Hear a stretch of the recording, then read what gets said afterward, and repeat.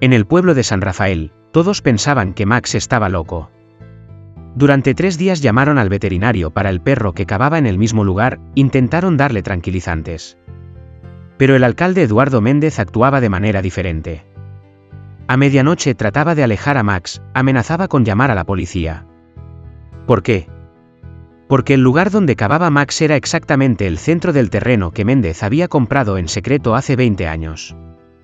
Y lo que estaba enterrado bajo ese terreno era lo suficientemente poderoso como para enviar a Méndez no solo fuera de la alcaldía, sino directamente a la cárcel. Max no era solo un perro, era un testigo que luchaba por la justicia. Todo comenzó un martes por la mañana cuando Max regresó a San Rafael después de su aventura con Bruno.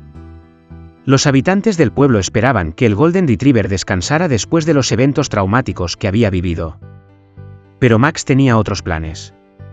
Desde el momento en que sus patas tocaron el suelo polvoriento de la plaza principal, algo cambió en su comportamiento. Elena Herrera, quien había cuidado a Max durante la ausencia de su verdadero dueño, notó inmediatamente la diferencia. Max siempre había sido un perro tranquilo, le comentó a su hija Camila mientras observaban al animal desde la ventana de su casa. Pero ahora parece determinado. Como si tuviera una misión. La misión de Max era clara, aunque nadie más lo sabía aún. Sus sentidos, agudizados por las experiencias recientes, habían detectado algo que los humanos no podían percibir. Un olor familiar mezclado con el dolor y la pérdida. Un rastro que lo llevaba directamente hacia un terreno baldío en las afueras del pueblo. El primer día, Max apareció en el terreno baldío conocido como el lote de Méndez al amanecer. Sin dudarlo, comenzó a cavar con una intensidad que alarmó a los primeros transeúntes. Sus patas se movían con propósito, como si supiera exactamente dónde buscar. María Santos, una mujer de 60 años que pasaba por ahí camino al mercado, se detuvo preocupada. «¿Qué le pasa a ese perro?», murmuró, acercándose cautelosamente. Max la miró por un momento, sus ojos dorados brillando con una determinación que ella nunca había visto en un animal. Luego, sin descanso, continuó cavando. Para el mediodía, había creado un hoyo considerable.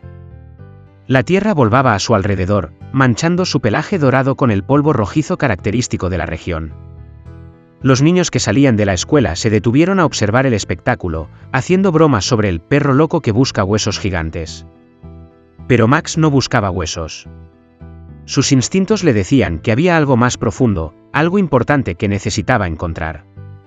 Cada vez que alguien se acercaba para intentar detenerlo, él gruñía suavemente, no de manera agresiva, sino como una advertencia de que no podía parar. No ahora.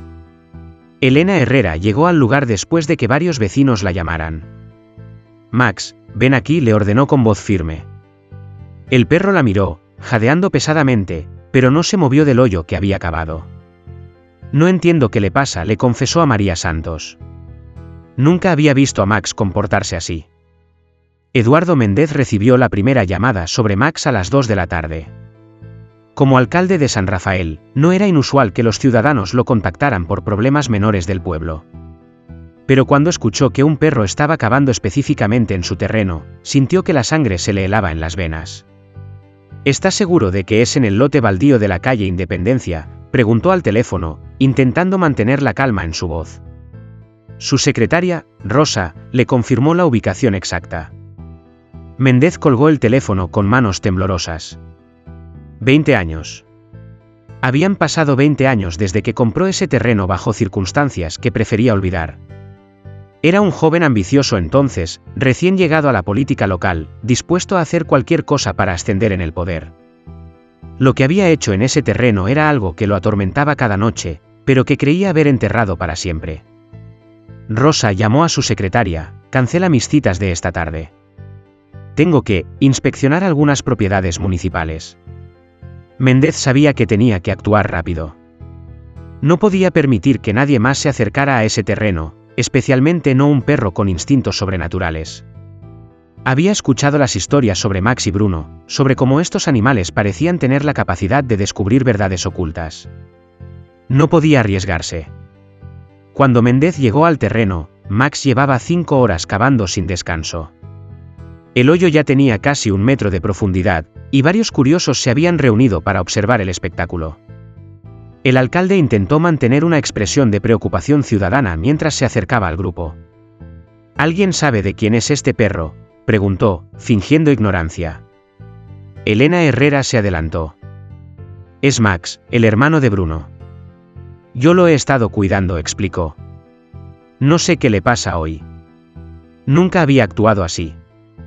Méndez asintió, evaluando la situación. Bueno, este es un terreno privado.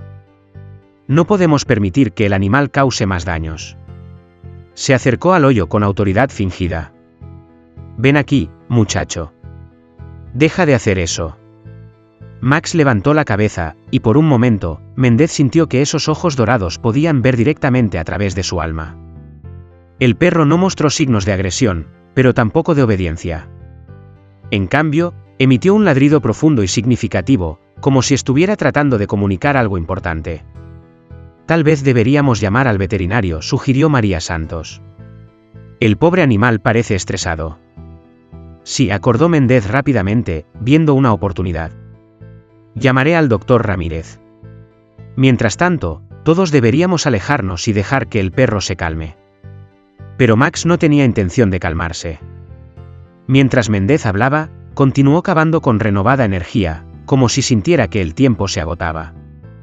Esa noche, Max no regresó a casa de Elena. A pesar de sus llamados y los de Camila, el perro permaneció en el terreno, guardando su hoyo como un centinela. La familia Herrera se preocupó, pero decidió dejarlo tranquilo, pensando que eventualmente regresaría cuando tuviera hambre. Lo que no sabían era que Max había detectado algo más que un simple olor. Sus sentidos caninos habían percibido ecos del pasado, memorias impregnadas en la tierra que gritaban por justicia. El instinto que lo había guiado para ayudar a Bruno ahora lo impulsaba hacia algo aún más profundo y oscuro. Alrededor de las 11 de la noche, una camioneta negra se detuvo silenciosamente cerca del terreno. Eduardo Méndez bajó del vehículo, acompañado por dos hombres que prefería no presentar en público. Eran parte de su pasado, conexiones que había mantenido en las sombras por décadas. Es solo un perro, murmuró uno de los hombres, un tipo corpulento con cicatrices en las manos. ¿Por qué no simplemente lo llevamos lejos? Porque no es solo un perro, Coman, respondió Méndez nerviosamente. Este animal y su hermano tienen una reputación. Si desaparece misteriosamente, la gente empezará a hacer preguntas que no queremos responder. Max los vio acercarse y se puso en posición defensiva, pero no abandonó su hoyo. Su ladrido cortó el silencio nocturno, alertando a los vecinos que vivían en las casas cercanas. Luces se encendieron en varias ventanas. Maldición, susurró Méndez. Vámonos. Intentaremos algo diferente mañana. El segundo día amaneció con Max aún en su puesto. Elena y Camila llegaron temprano con comida y agua, pero el perro apenas tocó los alimentos. Su obsesión era total y absoluta. El doctor Ramírez, el veterinario del pueblo, llegó a las 9 de la mañana. Era un hombre mayor, respetado por su experiencia y su amor genuino por los animales. Había conocido a Max desde cachorro y nunca había visto tal comportamiento en él. Físicamente está bien, diagnosticó después de un examen superficial. Sus signos vitales son normales, no muestra signos de enfermedad o lesión. Pero hay algo diferente en sus ojos. Es como si estuviera siguiendo un propósito que nosotros no podemos entender. María Santos, quien había pasado la noche preocupada por el animal, se acercó al veterinario. Doctor, ¿podría ser que esté buscando algo específico? Mi difunto esposo siempre decía que los perros pueden sentir cosas que nosotros no. El doctor Ramírez asintió pensativamente. Los animales tienen sentidos que van más allá de nuestra comprensión. Es posible que Max haya detectado algo que considera importante. Méndez, quien había llegado, casualmente, durante el examen, intervino rápidamente. Tal vez deberíamos sedarlo temporalmente. Por su propio bien. Este comportamiento obsesivo no puede ser saludable. Pero el veterinario negó con la cabeza. No veo justificación médica para sedarlo. Si no está en peligro inmediato, creo que deberíamos respetar su comportamiento. Los animales a veces saben cosas que nosotros no. La frustración de Méndez era palpable, aunque trataba de ocultarla detrás de una máscara de preocupación ciudadana. Mientras Max continuaba cavando, su hoyo se profundizaba hacia secretos que habían permanecido ocultos durante 2 décadas. En su mente canina, no existían los conceptos complejos de crimen y justicia, pero sí existía una comprensión instintiva del bien y el mal, del dolor y la pérdida. Los olores que lo guiaban le contaban una historia de terror. Eran rastros de infancia interrumpida, de sueños rotos, de familias destrozadas. Max no podía entender los detalles, pero podía sentir la injusticia que emanaba de la tierra como un grito silencioso. En las profundidades de su excavación, algo comenzó a emerger. Un destello de color que no pertenecía a la tierra marrón. Max se detuvo, olfateó cuidadosamente, y luego con delicadeza extrema, comenzó a desenterrar lo que había encontrado. Era un pequeño coche de juguete, rojo y amarillo, parcialmente preservado por la tierra seca. Max lo sostuvo cuidadosamente entre sus dientes, como si entendiera su importancia. No era solo un juguete, era evidencia de una vida que había sido brutalmente interrumpida. El perro colocó el juguete suavemente al borde del hoyo y continuó cavando. Su instinto le decía que había más, mucho más que necesitaba ser encontrado. Cada objeto que emergiera sería otra pieza del rompecabezas, otra voz pidiendo justicia desde el pasado. Para cuando el sol alcanzó su punto más alto, Max había desenterrado 3 juguetes más, una muñeca de trapo, un silbato plateado, y un pequeño libro de cuentos con páginas manchadas pero aún legibles. Cada descubrimiento intensificaba su determinación. Camila Herrera fue la primera en notar los objetos. A sus 17 años, tenía la curiosidad natural de su edad y la sensibilidad para reconocer cuando algo no era normal. Mamá llamó a Elena, quien estaba hablando con otros vecinos. «Ven a ver esto». Los juguetes estaban alineados cuidadosamente al borde del hoyo, como si Max los hubiera colocado intencionalmente para que fueran encontrados. Elena se acercó, y su expresión cambió inmediatamente. «Estos juguetes, se ven muy viejos», murmuró, levantando la muñeca de trapo con cuidado. «¿Por qué estarían enterrados aquí?» María Santos se unió al grupo, y cuando vio los objetos, su rostro se puso pálido. «¿Ese silbato?», susurró, tomándolo entre sus manos temblorosas. «Mi Carlos tenía uno exactamente igual. Se lo regalé para su 6º cumpleaños». Un silencio incómodo se extendió entre las mujeres. Carlos, el hijo de María, había muerto en un trágico accidente de autobús 20 años atrás, junto con varios otros niños del pueblo. Todos habían sido enterrados en el cementerio local después de una ceremonia que todo el pueblo recordaba con dolor. «Debe ser una coincidencia», dijo Elena suavemente, pero su voz no sonaba convincente ni siquiera para ella misma. «Los juguetes de esa época se parecían mucho», agregó Camila, tratando de consolar a María. Pero en su interior, una semilla de duda había comenzado a germinar. Max, ajeno a las conversaciones humanas, continuaba su trabajo. Para él, cada objeto desenterrado era una victoria, un paso más cerca de cumplir la misión que algo profundo en su ser le había asignado. Esa segunda noche, Méndez decidió tomar medidas más drásticas. No podía permitir que Max continuara excavando, especialmente ahora que había comenzado a encontrar objetos. Si alguien empezaba a hacer conexiones.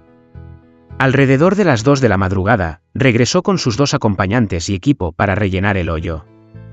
Trabajaron en silencio, usando linternas pequeñas para evitar atraer atención. El plan era simple: llenar el hoyo, llevarse los juguetes, y hacer que pareciera que nada había pasado. Pero Max no había ido muy lejos. Desde las sombras de un árbol cercano, observaba cada movimiento. Su inteligencia canina le decía que estos hombres estaban tratando de ocultar algo importante, algo que él había trabajado tanto para revelar. Cuando los hombres terminaron y se alejaron, Max esperó 1 hora completa antes de moverse. Luego, con determinación renovada, regresó a su lugar y comenzó a cavar nuevamente. Esta vez, cavó más rápido y con más urgencia, como si sintiera que el tiempo se agotaba. Para el amanecer del tercer día, había no solo restaurado su hoyo original, sino que lo había hecho aún más profundo. Los juguetes que los hombres habían intentado llevarse habían sido recuperados, junto con otros nuevos, una mochila escolar pequeña, un zapato de niño, y algo que haría que todo el pueblo se estremeciera cuando fuera descubierto. El trabajo nocturno de Méndez había sido en vano. Max había demostrado que su determinación era más fuerte que cualquier intento humano de ocultar la verdad. La mañana del tercer día trajo una multitud más grande al terreno de Méndez. La noticia de los juguetes encontrados se había extendido, y varios padres del pueblo habían venido a ver por sí mismos lo que estaba sucediendo. Entre ellos estaba María Santos, quien no había podido dormir en toda la noche. El silbato que había visto el día anterior la había perturbado profundamente, pero no había querido enfrentar las implicaciones de lo que podría significar. Cuando vio la mochila escolar que Max había desenterrado durante la noche, sus piernas casi cedieron. Era pequeña, azul con bordes rojos, y tenía una etiqueta que, aunque manchada por los años, aún era parcialmente legible: Carlos Santos, 2 grado. Dios mío, susurró, cayendo de rodillas. Esta era la mochila de Carlos. La revelación envió ondas de shock a través de la multitud.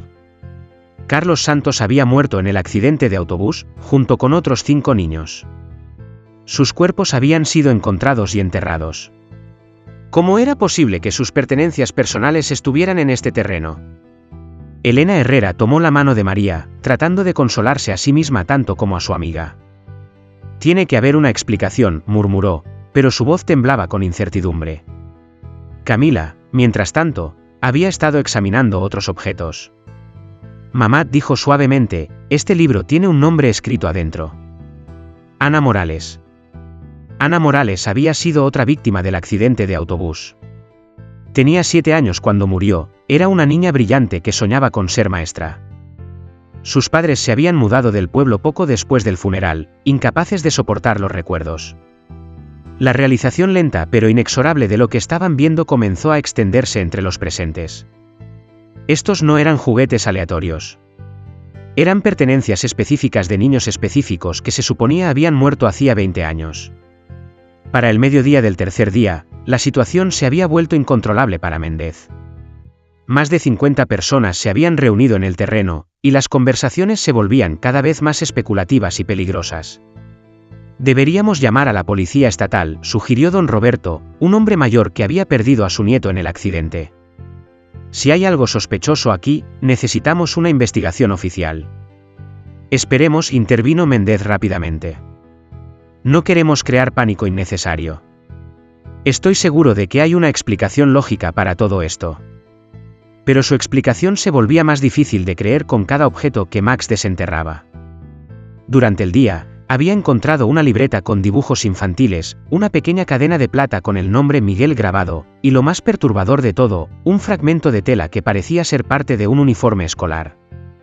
Dr. Patricia Ruiz, una patóloga forense que había venido a visitar a su hermana en San Rafael, se encontraba entre la multitud. Había escuchado sobre la situación, y movida por la curiosidad profesional, había venido a observar. ¿Puedo examinar estos objetos?, preguntó, mostrando su identificación profesional. Su presencia añadió un nivel de seriedad oficial que hizo que Méndez se pusiera aún más nervioso. No creo que sea necesario, protestó el alcalde. Como dije, estoy seguro de que... Señor alcalde, lo interrumpió Dr. Ruiz firmemente, si estos objetos están relacionados con niños fallecidos, tengo la obligación profesional de investigar. Esto podría ser evidencia de una escena del crimen. Las palabras escena del crimen cayeron sobre la multitud como una bomba. Murmullos de preocupación y especulación se extendieron entre los presentes, y Méndez sintió que su mundo cuidadosamente construido comenzaba a desmoronarse. Dr. Patricia Ruiz trabajó meticulosamente, catalogando cada objeto que Max había desenterrado. Su experiencia le permitía ver patrones que otros podrían pasar por alto, y lo que estaba emergiendo la preocupaba profundamente. Estos objetos han estado enterrados por aproximadamente 2 décadas, anunció a la multitud. El patrón de deterioro y la preservación son consistentes con ese periodo de tiempo. Levantó la mochila de Carlos Santos, examinándola bajo la luz del sol. Más importante aún, hay signos de que estos objetos fueron enterrados intencionalmente, no perdidos accidentalmente. La disposición sugiere que fueron colocados cuidadosamente. Méndez intentó mantener la compostura, pero gotas de sudor eran visibles en su frente a pesar del clima templado. Doctora, no es posible que estos objetos fueran enterrados por las familias como una especie de memorial privado. Dr. Ruiz lo miró directamente. Señor alcalde, en todos mis años de experiencia forense, he visto muchos tipos de entierros memoriales. Esto no se ajusta a ese patrón. Esto parece más bien ocultación de evidencia. Un escalofrío recorrió a la multitud. María Santos, quien había estado llorando silenciosamente mientras sostenía la mochila de su hijo, levantó la cabeza. Doctor Ruiz dijo con voz temblorosa, está sugiriendo que estos niños no murieron en el accidente como nos dijeron. La pregunta quedó suspendida en el aire como una sentencia. Doctor Ruiz eligió sus palabras cuidadosamente. Estoy sugiriendo que necesitamos una investigación completa. Hay demasiadas inconsistencias para ignorarlas. Esa tarde, mientras Max continuaba cavando con determinación incansable, Dr. Ruiz comenzó a hacer llamadas a sus contactos en la policía estatal y federal. Lo que estaba viendo requería una investigación oficial, y ella tenía las conexiones necesarias para iniciarla. Elena Herrera, quien había estado observando todo el proceso, se acercó a María Santos. María, necesito preguntarte algo. El día del accidente, ¿recuerdas algún detalle que te pareció extraño? María reflexionó, sus ojos perdidos en recuerdos dolorosos. Ahora que lo mencionas, siempre me pareció raro que no nos permitieran ver los cuerpos.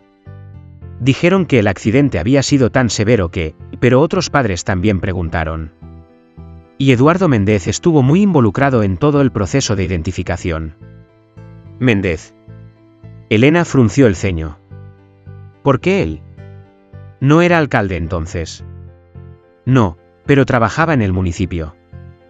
Era joven, ambicioso. Dijo que quería ayudar a las familias con todos los trámites burocráticos. Camila, que había estado escuchando, añadió una observación perturbadora. ¿No les parece extraño que el señor Méndez esté tan nervioso ahora? Si realmente fuera solo un terreno donde encontraron juguetes viejos, ¿por qué estaría tan preocupado? Las tres mujeres se miraron, cada una llegando a la misma conclusión terrible pero inevitable. Había algo profundamente malo en toda la situación, y Eduardo Méndez estaba en el centro de ello. Max, como si pudiera sentir que sus esfuerzos estaban siendo comprendidos finalmente, intensificó su excavación. Su hoyo ahora tenía más de 2 metros de profundidad, y había comenzado a encontrar objetos más personales, una carta de amor infantil, fotografías familiares, y algo que haría que toda la verdad saliera a la luz. Al cuarto día de excavación, Max hizo el descubrimiento que cambiaría todo. Profundo en la tierra, sus garras tocaron algo diferente, una caja de metal pequeña, oxidada pero intacta. Con cuidado extraordinario, la desenterró y la colocó junto a los otros objetos. Dr. Ruiz, quien había pasado la noche en el pueblo esperando a que llegaran los investigadores estatales, fue la primera en examinar la caja. Con guantes médicos, la abrió cuidadosamente.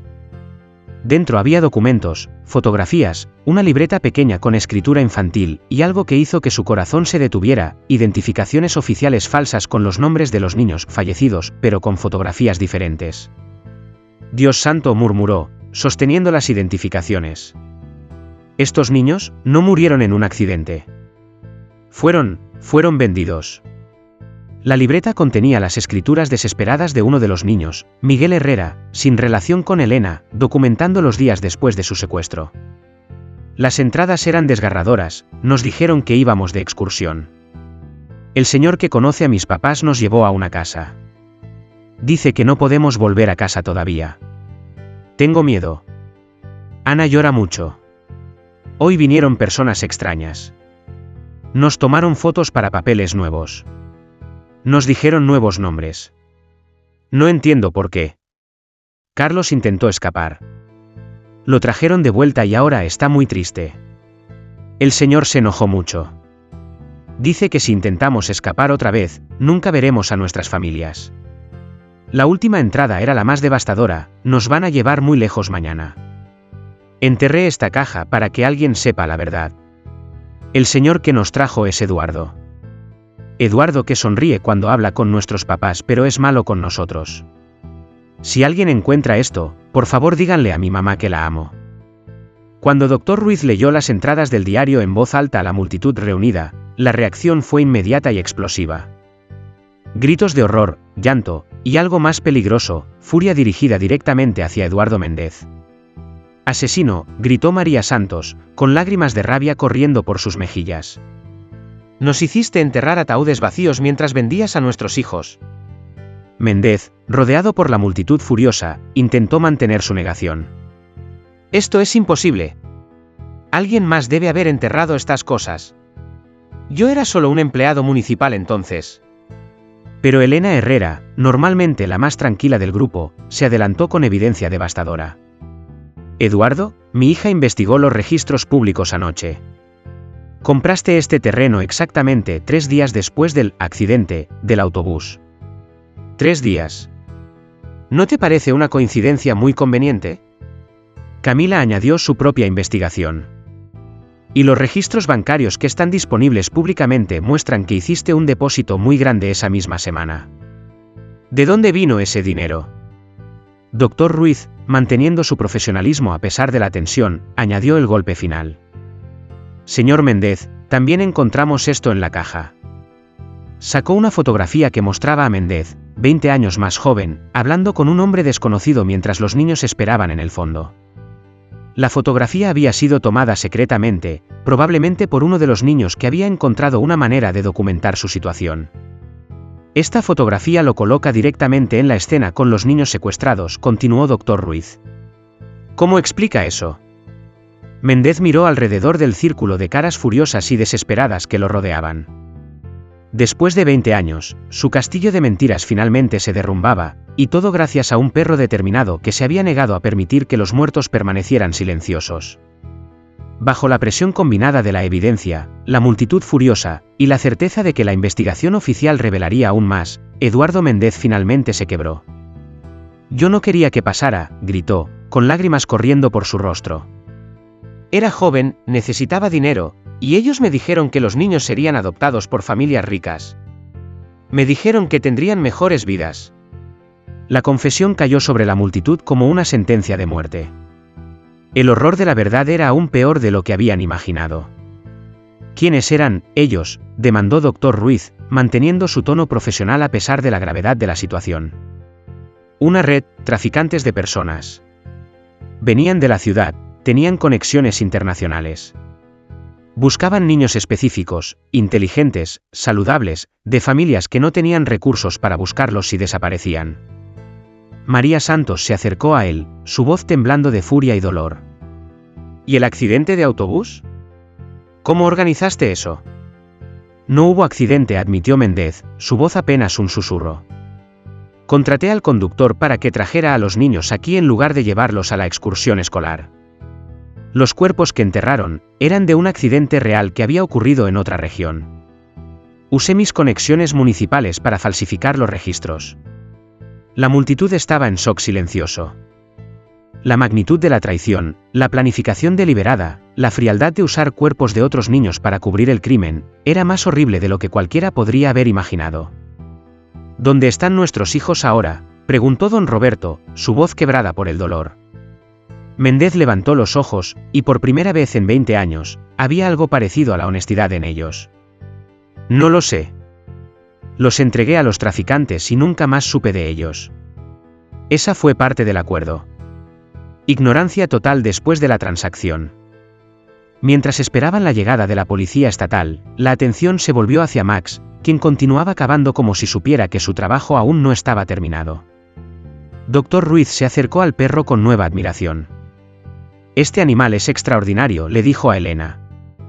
Sin Max, esta verdad habría permanecido enterrada para siempre. ¿Cómo supo dónde buscar? Elena acarició a Max suavemente. Después de lo que vivió con Bruno, creo que desarrolló un sentido especial para la injusticia. Es como si pudiera oler el dolor y la mentira. Camila añadió su propia observación. Fíjense cómo nunca se alejó del lugar, ni siquiera cuando trataron de asustarlo. Sabía que algo importante estaba aquí. Max, cubierto de tierra pero con ojos brillando de satisfacción, finalmente salió de su hoyo. Se dirigió directamente a María Santos y colocó su cabeza en su regazo, como si entendiera su dolor y quisiera consolarlo. Gracias, Max, susurró María, abrazando al perro. Gracias por no dejar que se olvidaran de nuestros bebés. Pero Max no había terminado. Mientras los adultos hablaban, él se dirigió a un área específica cerca del hoyo original y comenzó a cavar nuevamente, esta vez con movimientos más precisos y delicados. ¿Qué está haciendo ahora?, preguntó Dr. Ruiz. La respuesta llegó pronto. Max desenterró algo más, una correa de perro, pero no una correa ordinaria. Era de cuero especial, con un patrón distintivo que algunos en el pueblo reconocieron inmediatamente. La correa que Max había encontrado tenía algo grabado en el cuero, Shadow, husky siberiano y un número de teléfono que, aunque parcialmente borrado, aún era legible. Dr. Ruiz examinó la correa cuidadosamente. Esta correa es de la misma época que los otros objetos, pero está en mejor condición.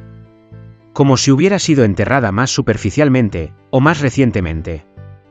Elena frunció el ceño. ¿Un husky? No recuerdo ningún husky en el pueblo durante esa época. Camila tomó la correa, estudiando el número grabado.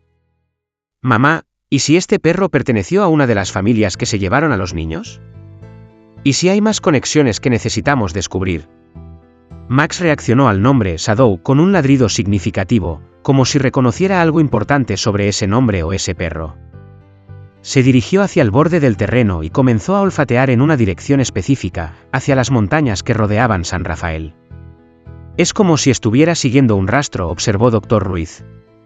Es posible que haya más evidencia, más lugares donde buscar. Méndez, quien había estado sentado en silencio desde su confesión, levantó la cabeza cuando escuchó sobre el husky. Shadow, ese nombre me suena familiar. Era el perro de uno de los contactos de los traficantes. Un hombre que vivía en las montañas, que servía como intermediario. ¿Está vivo?, preguntó Elena. No lo sé. Perdí contacto con toda esa red después de la transacción. Pero si Shadow está enterrado aquí, podría significar que algo le pasó a su dueño también. Max continuó olfateando hacia las montañas, su comportamiento sugiriendo que había detectado algo más, otra pieza del rompecabezas que necesitaba ser revelada. Cuando llegó la policía estatal esa tarde, encontraron una situación completamente documentada. Dr. Ruiz había preservado meticulosamente toda la evidencia, tomado declaraciones de testigos, y fotografiado todo el sitio de excavación. El agente a cargo, Capitán Morales, escuchó el relato completo con creciente asombro. En mis 20 años de servicio, nunca he visto un caso resuelto por un perro, admitió. Este animal merece una medalla. Max, sin embargo, parecía inquieto. Continuaba mirando hacia las montañas, como si su trabajo en San Rafael fuera solo el comienzo de algo más grande. Elena notó su comportamiento. ¿Crees que hay más que encontrar allá arriba? Dr. Ruiz, quien había decidido quedarse en el pueblo para ayudar con la investigación completa, asintió pensativamente. Es posible. Las redes de tráfico humano raramente operan con un solo punto de contacto. Si había un intermediario en las montañas, podría haber evidencia de otros crímenes, otras víctimas. Camila se acercó a Max y se arrodilló junto a él. ¿Qué ves allá arriba, muchacho? Hay alguien más que necesita justicia. Como respuesta, Max se dirigió hacia ella y colocó suavemente la correa de Shadow en sus manos, como si estuviera pasándole una responsabilidad importante. Creo, dijo Elena lentamente, que Max nos está diciendo que su hermano Bruno no fue el único héroe en la familia. Y que la historia de Shadow y su dueño es el próximo capítulo que necesita ser revelado. El capitán Morales tomó nota. Organizaremos una expedición de búsqueda a las montañas dentro de unos días. Si Max está dispuesto a guiarnos, podríamos descubrir aún más verdades ocultas. Una semana después, mientras la investigación oficial continuaba y se enviaban equipos especiales para rastrear a los niños secuestrados a través de conexiones internacionales, San Rafael había cambiado para siempre. Eduardo Méndez estaba en prisión, enfrentando cargos de tráfico humano, conspiración y falsificación de documentos oficiales. Su confesión había abierto nuevas líneas de investigación que se extendían a nivel nacional e internacional. Más importante aún, las familias de los niños finalmente conocían la verdad. Ya no tenían que vivir con el dolor de una tragedia inexplicable, ahora tenían respuestas, y con esas respuestas, una nueva esperanza de que sus hijos pudieran ser encontrados vivos. María Santos había establecido un fondo de recompensa para información sobre el paradero de los niños. Max nos devolvió la esperanza, explicó a los reporteros que habían llegado para cubrir la historia. Por primera vez en 20 años, hay una posibilidad de que pueda volver a abrazar a mi Carlos. Max se había convertido en el héroe indiscutible del pueblo. Los niños locales lo seguían a donde fuera, y los adultos lo trataban con el respeto reservado para alguien que había logrado lo imposible. Pero para Max, la verdadera recompensa era más simple. Había cumplido con su propósito, había llevado la verdad a la luz, y había honrado la memoria de su hermano Bruno continuando su legado de justicia. Mientras el sol se ponía sobre San Rafael esa noche, Max se sentó en el lugar donde había cavado por 3 días consecutivos. El hoyo había sido rellenado oficialmente después de que toda la evidencia fuera extraída, pero el terreno se veía diferente ahora. Ya no guardaba secretos, ya no cargaba con el peso de la mentira. Elena se acercó y se sentó junto a él. ¿Estás listo para ir a casa, héroe? Max la miró con ojos que parecían contener toda la sabiduría del mundo. Luego miró una vez más hacia las montañas, donde Shadow y otros secretos esperaban ser descubiertos. Su trabajo en San Rafael había terminado, pero su misión como guardián de la justicia apenas comenzaba. En los días siguientes, cuando los equipos de búsqueda se dirigieran a las montañas, Max estaría con ellos.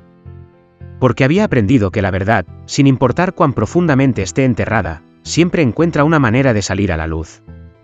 Y él estaría allí para asegurarse de que ninguna injusticia permaneciera oculta para siempre. La historia de Max y el terrible secreto de San Rafael había llegado a su fin, pero las montañas guardaban más misterios, y un Husky llamado Shadow tenía su propia historia de dolor y redención esperando ser contada.